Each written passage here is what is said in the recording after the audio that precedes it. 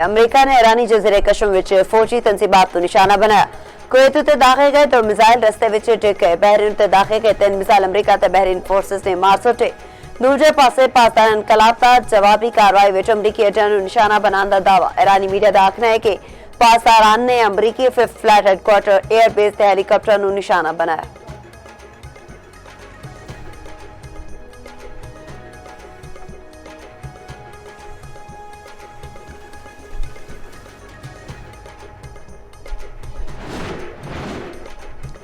Iran आख्या हुन वेला आ गया है कि मुआहिदा कर रही है। तेहरान में मुसलसल गलबात जारी है। ईरान हुन मुआहिदे के हवाले नाल फैसला करना होगा। अमरीकी सदर डोनाल्ड ट्रंप ने मुज़ाकरात बंद होने की खबरों को झूठ ते गुमराहकुन करार दे दिता। आख्या मुज़ाकरात किथे पड़ते ने यह कहना कबल अज वक्त 47 वरियां तो ईरान जो कर रहा है होर इंज नहीं करने देवांगे।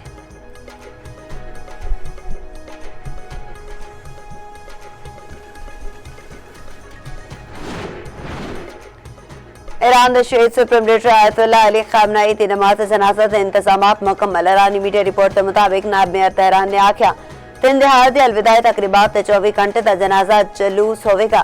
शहीद सुप्रीम लीडर की अलविदाई तकरीबात जिलहज के आखिर ते मुहर्रम के इब्तिदा विच मुमकिन ने। शहीद सुप्रीम लीडर की तदफीन रोजा इमाम रजा विच होगी।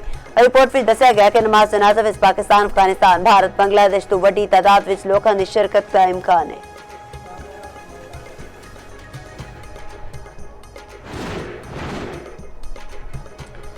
पांच जून का बजट इजलास मौखर नवी तारीख का फैसला भी न हो सकिया। कौमी इकतसादी कौंसल का अज होने वाला इजलास मुलतवी।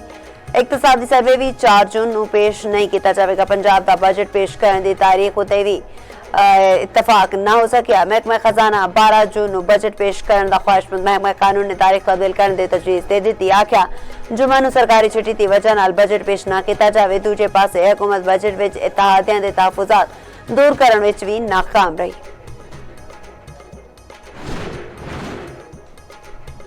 गिलगित बल्तिस्तान में इलेक्शन की गहमा गहमी अरूज उते सियासी जमातां ते इंतखाबी मुहिम जवारां उते chairman people's party Bilawal Bhutto Zardari अज दियामिर दी तहसील सरास विच पावर शो करनगे। बिलावल भुट्टो दोपहर 5 बजे जलसा आम नाल खिताब करनगे।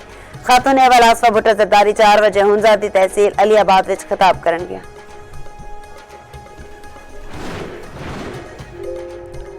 मुल्क के मुख्तलिफ इलाकों में किधरे हल्की किधरे तेज बारिश। लाहौर में हनेरी दे बाद बारिश नाल गर्मी की शिद्दत विच कमी। इस्लामाबाद, मरी, सरगोदा, जनियोट, ननकाना, रहीम खान सादकाबाद विच भी बदल जम के वसे मुख्तलिफ हादसात विच 2 अफराद जांबाग ते कई जख्मी। पेशावर, एबटाबाद समेत खैबर पख्तूनख्वा विच भी आंधी ते गरज चमक ते नाल बारिश। कोटली आबाद कश्मीर विच ठंडी हवावां नाल बदल खुल के वसे।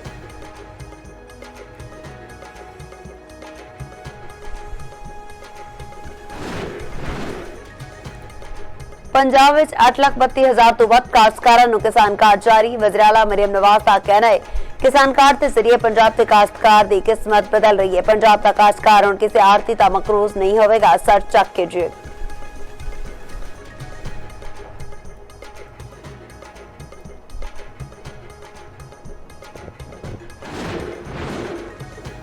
रूस ने यूक्रेन के दारुल-हुकूमत कैफ समेत मुतअद्दिद शहरों पर मिसाइल हमले। हलाक अफराद की तादाद 22 हो गई। 100 तो वध अफराद जख्मी। रूसी मीडिया के मुताबिक यूक्रेनी हमलों के जवाब में रूस यूक्रेन विच फौजी अहदाफ निशाना बना रहा है।